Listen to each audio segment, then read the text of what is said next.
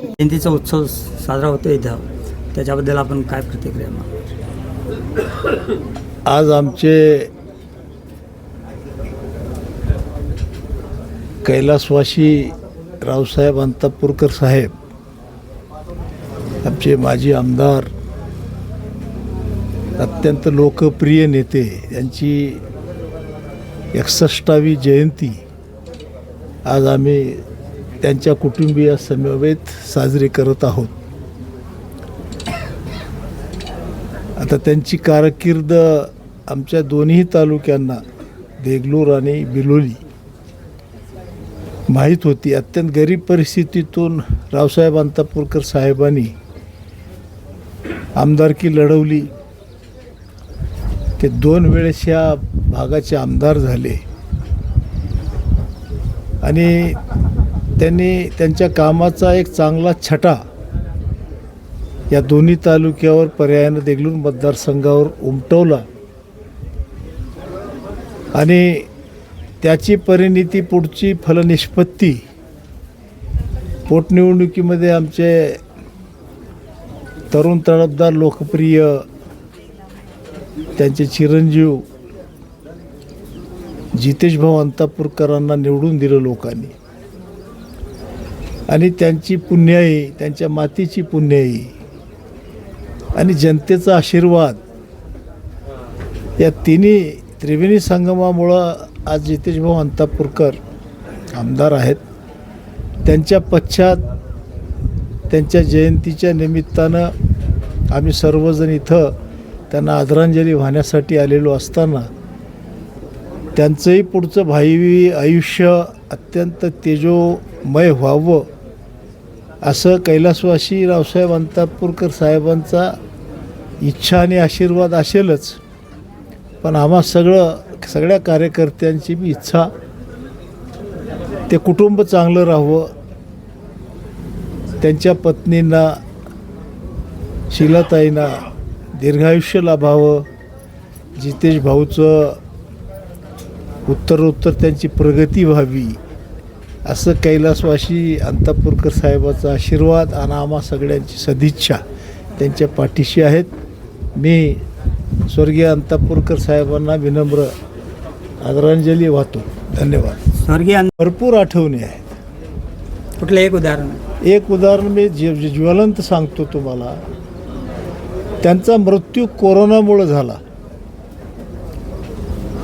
परंतु कोरोना होण्याच्या आधी त्यांनी जी इथं सेवा केली, सेवा दिली आमच्या दोन्ही तालुक्यांना, बिलोली आणि देगलूर, त्या काळामध्ये त्यांनी कोरोनाचा कुठलाही रोगी मृत्यू पावू नये, त्याची सेवा व्हावी म्हणून त्यांनी ॲम्ब्युलन्सचं इथं या ठिकाणी वाटप केलं.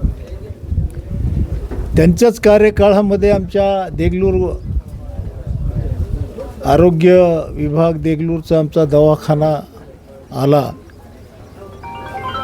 आणि त्यांच्याच कार्यकाळामध्ये PSC प्राथमिक आरोग्य केंद्र तुमचं मरखेलचं आमचं झालं. आरोग्य सेवेवर त्यांचं विशेष असं लक्ष होतं, परंतु त्यांचंच आरोग्य बिघडलं कोरोनामध्ये आणि दुर्दैवानं ही घटना घडली. आम्हाला ती क्लेशदायक सगळ्या कार्यकर्त्यांना वाटतच राहणार आहे की जे माणूस दुसऱ्यासाठी करणारा जातो त्याची खंत तर आम्हा सगळ्यांना आहे. एक नाही, अशा अनेक आठवणी आहेत सांगण्यासारख्या.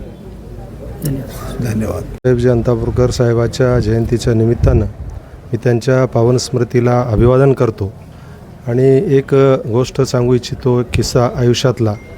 2014ला ते आमदारकीला पडल्यानंतर 2017ची जी जिल्हा परिषद निवडणूक लागली, पंचायत समिती, देगलूर आणि बिलोलीमध्ये 9 पैकी 7 जागा त्यांनी या ठिकाणी आपल्या नेतृत्वाखाली निवडून आणल्या आणि 2ही पंचायत समिती काँग्रेसच्या ताब्यात घेतल्या. हे त्यांचं कर्तृत्व होतं आणि त्यांच्याच नेतृत्वामध्ये त्या ठिकाणी आम्हाला जिल्हा परिषदेमध्ये माझ्या सौभाग्यवतीला विजय मिळाला. त्यांचं खूप काही योगदान कार्यकर्त्यासाठी होतं, पण त्यांचं अकाली दुर्दैवी मृत्यू हे सर्व कार्यकर्त्यासाठी अतिशय त्रासदायक आणि वेदनादायी आहे. मी या पवित्र दिनी त्यांना अभिवादन करतो. थांबतो. पुरकर यांच्या जयंतीनिमित्त त्यांच्या पावन स्मृतीस मी विनम्र असं अभिवादन करतो. आत्ताच शिवाजीराव देसाई यांनी सांगितल्याप्रमाणे साहेबांच्या अनेक असे ज्वलंत आठवणी आमच्या हृदयात आहेत.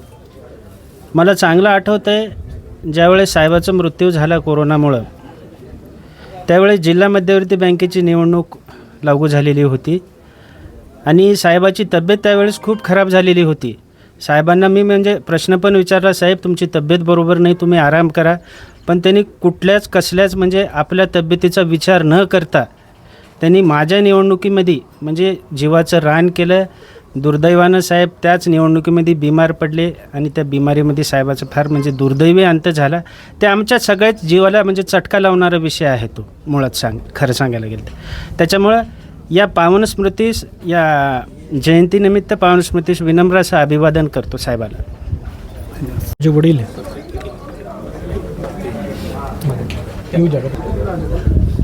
माझे वडील स्वर्गीय आमदार रावसाहेबजी अंतापूरकर साहेब यांची आज जयंती आहे. जयंतीनिमित्त अनेक अशा आमच्या हृदयात अशा आठवणी आहेत की त्या आम्ही कधी परिवार तो विसरू शकत नाही. त्यांनी अनेक मोठं कार्य त्यांच्या संपूर्ण जीवन कार्यात त्यांनी करून ठेवलेलं होतं.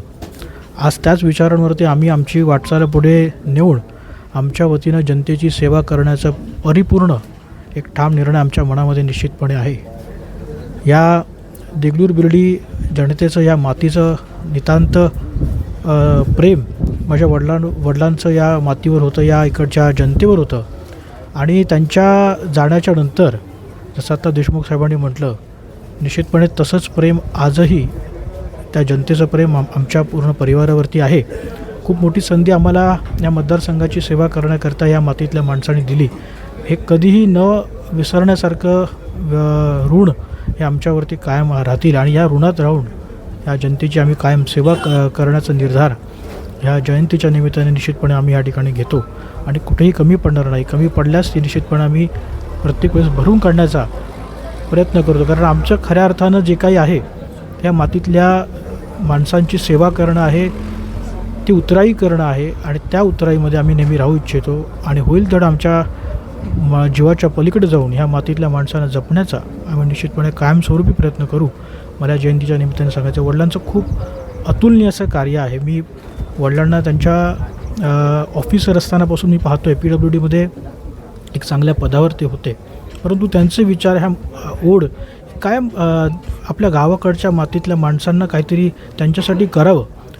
एक नेहमी ते नोकरी सोडून अनेक वेळेस आमचं महत्त्वाचे विषय मुलांचे, कुटुंबाचे असतानासुद्धा ते सोडून मात्र कायमस्वरूपी ते गावाकडे जाण्याचा निर्णय विचार ते आम्हाला करताना फार त्यांच्या अधिकारी असताना त्या काळात आम्ही पाहिला.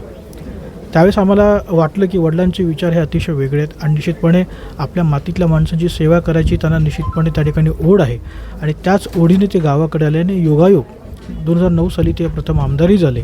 त्यांचं त्यावेळचं कार्य, त्यावेळच्या अनेक कामगारांचे प्रश्न, त्यावेळेस कारखान्यातल्या अनेक पश्चिम महाराष्ट्रातल्या कारखान्यातल्या कामगारांचे प्रश्न सोडवताना सुद्धा मी त्यांना बघितलं. त्याला विजय देखील त्यावेळेस त्यांना त्या संदर्भात त्यांना मिळवताना मी बघितलेलं आहे, त्या कामगारांच्या प्रश्नाच्या संदर्भात. आज देगलूर बिर्डीच्या मातीतल्या माणसांच्या सेवेमध्ये मी त्यांना काम करताना पाहिलं आहे. त्यामुळे हे सगळे विषय माझ्या डोळ्याच्या समोर आहेत, परिवाराच्या विषयाच्या, हे सगळे विषय परिवाराच्या समोर आहेत आणि निश्चितपणे तो विचार आम्ही समोर ठेवून आम्ही निश्चितपणे ह्यापुढेही असंच कार्य करू. ह्या मातीतल्या माणसांची आज योगायोग मी सत्तेत आहे, निश्चितपणे सत्तेचा उपयोग माझ्या ह्या मातीतल्या माणसानं या भागातल्या विकासासाठी, या भागात चांगल्या सोयीसुविधा कशा येतील यासाठी माझी प्रचंड धडपड चालू आहे. मी स्वतःचा परिवाराचा कसलाही विचार न करता केवळ या मातीतल्या माणसांना काय देता येईल एवढा विचार करतो आणि तो पुढे आम्ही घेऊन जाऊ. एवढंच मला वडिलांचे जे विचार जे आहेत ते आम्ही पुढे घेऊन जाऊ एवढंच मला या ठिकाणी वाटतं आणि निश्चितपणे ते कार्य करू. वडिलांना मी या ठिकाणी अभिवादन करतो. धन्यवाद.